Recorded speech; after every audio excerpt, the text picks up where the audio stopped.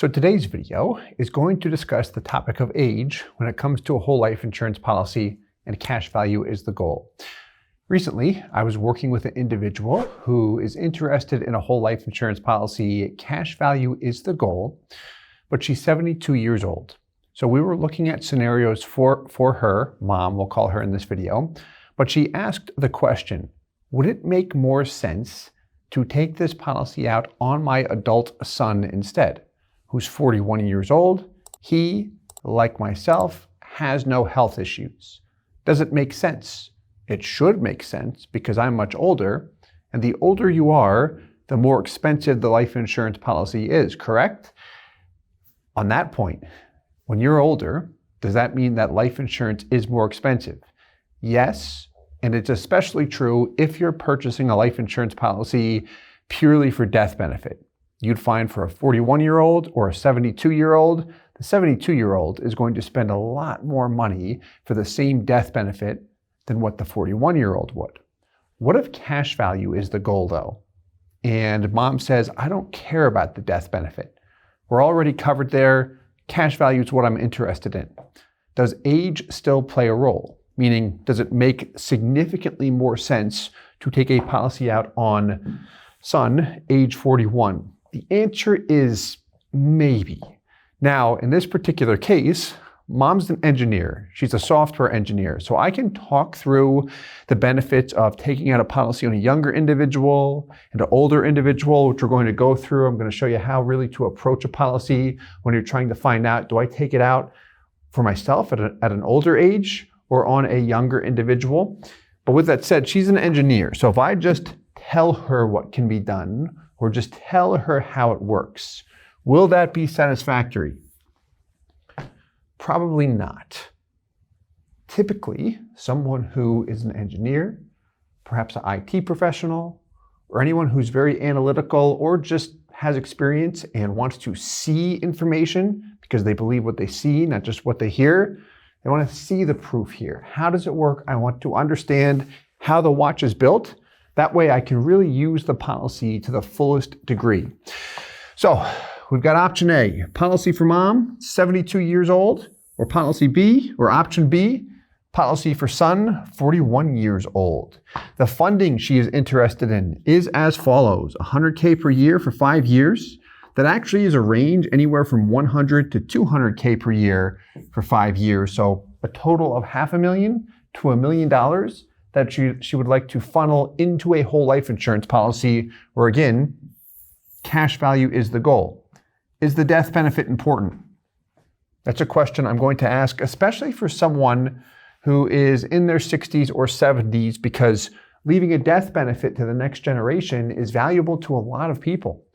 When you look at whole life insurance, even when cash value is the focus, the death benefit often is appealing to individuals, especially those that are interested in generational wealth, because how is that death benefit paid? Income tax-free.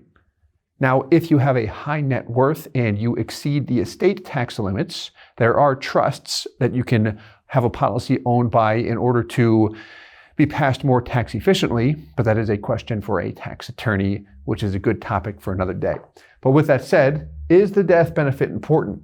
Now, I actually brought this up a couple times throughout the conversation, not asking the same question over and over again because that'd be rude, but I did want to have certainty that the death benefit is not important to her.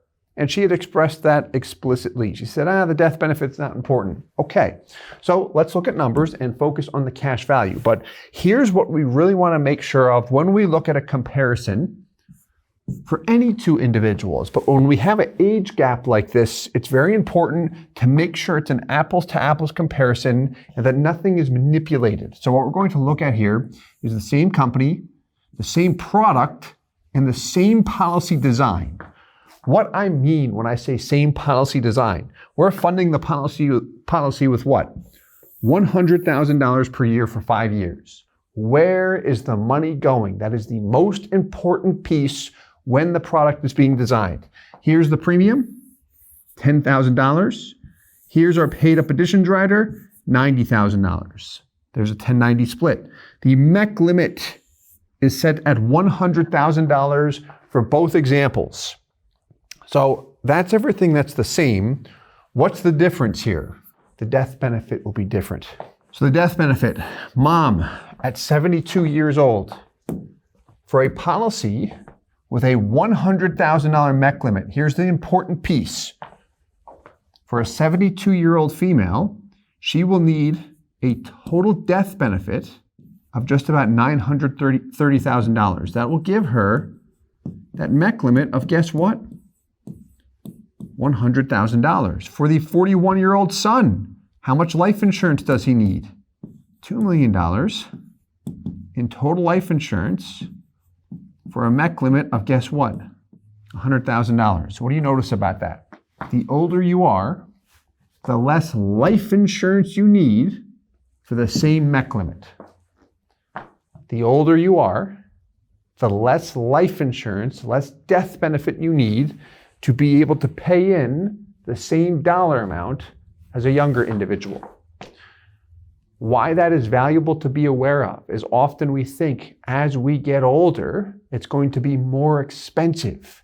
If I'm going to purchase this policy, it's going to cost me a lot in premium to purchase this death benefit. If cash value is the goal, and I want to pay in $100,000, I can do that and have a policy that has the same MEC limit as a younger individual. I'm just going to start with less death benefit naturally. So we need less life insurance, which will help keep the costs low. So we're going to look at an example on that, and then we'll come back and hit a specific question she had on the term rider cost. So let's begin with illustrations here. So we'll begin with mom. We've got mom, age 72. Where's the money going? First off, where's the funding on these stereo instructions? Here you go. $100,000 per year. And if we look at this down here, we've got $100K per year for 5 years and nothing thereafter. We can scroll down. We're going to look at this on Excel in a little bit too. But there's your funding, $100K per year. So the money is going where? Well, up here is your insurance premium. In green is your paid up additions rider, PU8 rider, which we like to refer to as what? The rider to accelerate the cash value of a whole life insurance policy. This will do the trick. So here's your PUA payment. What do you notice about that and the premium when we look at those two figures? The PUA is literally 10x the base premium. So the most aggressive design that we can illustrate with this particular company, this is Guardian, is whatever our base premium is, 10x that per year going into PUAs, with the exception of the first year, where we could go as high as 50x. But we're going 10x year in and year out. In this particular example, a 5-pay for mom at age 72 is the most efficient. Preferred, non-tobacco, which is the second best health class. So when we look at the funding here, 100K goes in. Here's your money column, net cash value. And here's your death benefit, net death benefit. Look at that figure, $930,000. The MEC limit on this policy is just a hair over $100,000. Pays in 100, there's the cash value, 86.9. So what is that? Just about 87% in the first year. Did you think that that was possible for someone 72? A lot of times people do not think that is possible. This really illustrates the importance of policy design, and when a product is designed correctly, you can really push those insurance expenses down, in many cases regardless of age, and maximize the cash value. What do you notice about year 2? At the end of year 1, you're at 86.9. If this is you then pay in 100K, cash value at the end of year 2 is 187,375, meaning you got your 100 back, your 100,000 back, and then a few $100 on top of it. So you did not lose any money in year 2. And then from that point forward, it gets better and better. When's your break-even point? Look at that, between years 4 and 5, for someone starting at age 72. So the policy is designed for maximum cash value. We minimize the death benefit as much as we could up front. We minimize it again, actually, in year 8, and this is optional, but if someone said, hey, cash value, Steve, that's what I'm interested in here, What you could exercise is this option. The earliest you could do it is after the first 7 years, has to do with the MEC test. But what we're doing is chopping off the premium, cutting any remaining term insurance, and as a result, you see the death benefit drop. So you give up death benefit, but what you get in return is a little bit stronger cash value growth. Because when you're not paying anything, her out-of-pocket here is 0, year 6 and 7, that premium was still due. The policy was paying for it internally, and then year 8, we can eliminate it. If we don't exercise this option, that premium is due up until age 95, because the name of this product is an L95. I can pay into it until the age of 95. But anyway, key takeaway here. When was your break-even point? Between 4 and 5. Year 4, you were close. So keep that in mind. Let's look at the son. First off, there's your break-even. You're at 396 in year 4 for mom. You're at 404 for the son. But what do you notice about the top? There's your premium. There's your PUA. Anything different about those two compared to the last one? The policy on mom? No, they're identical. What is different? This total death benefit is not $930,000. $930,000 for a 41-year-old male with this product will give him a MEC limit of about $40,000 to $45,000. Here we're at $100,000. And MEC limit, in MEC space that is. So we've got the minimum death benefit to be able to fund the policy with $100,000 per year. So the difference with these two is this, which we did not hit on with mom. What this guy is, this target additional benefit, is term insurance that's attached to the policy. This is the cost of the term insurance rider.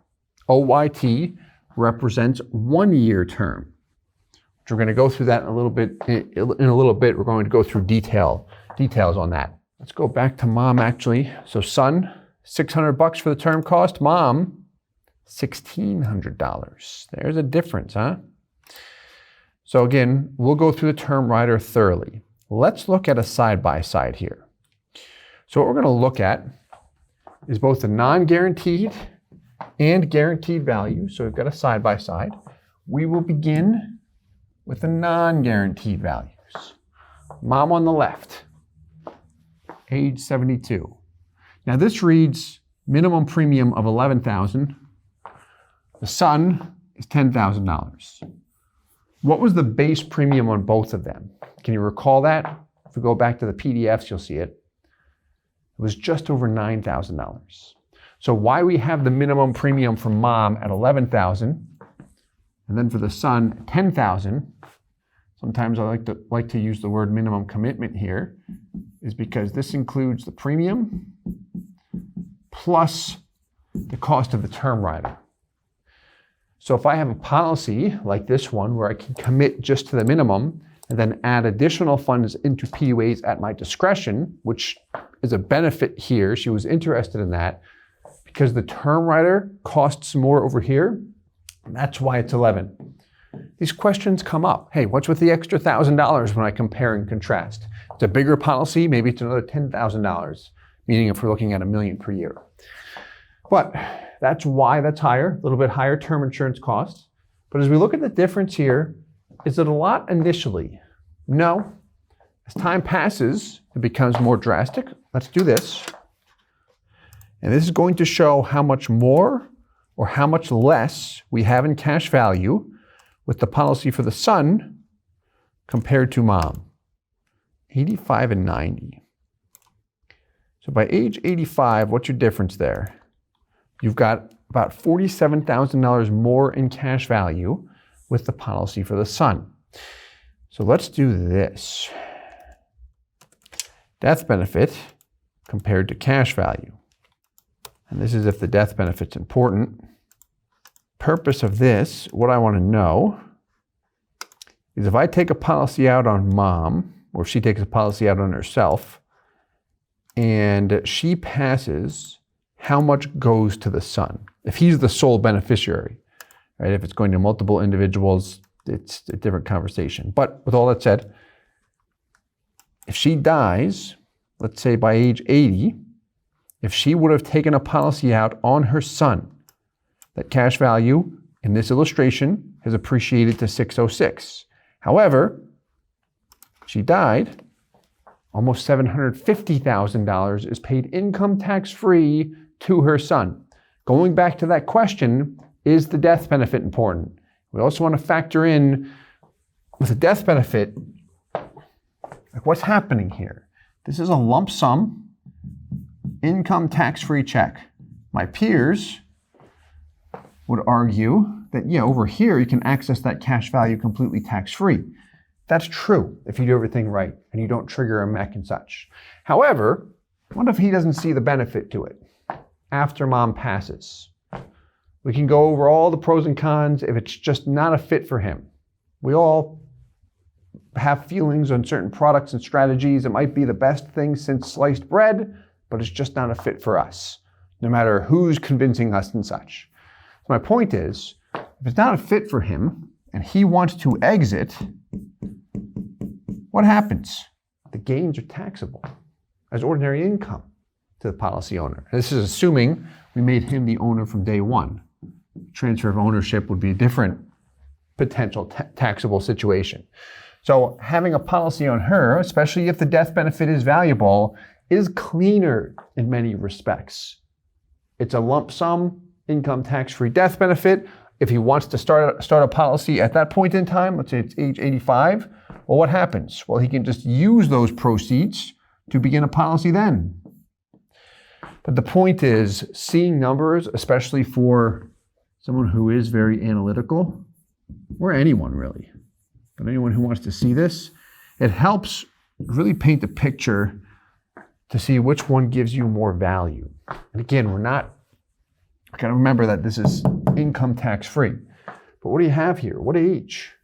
Right, 91. Okay. It's neat how the insurance companies have this figured out, right? No matter how you spin the illustrations and such. So let's take a look now at this guy. So she had a question, which is around the term rider cost. So the type of term rider that we have attached. Hey guys, Steve Parisi here. If you enjoyed the content you just saw, please subscribe, like, and hit the notification bell for future videos. If you'd like more information or to see some custom policies for yourself, feel free to call or email our offices at the contact information below.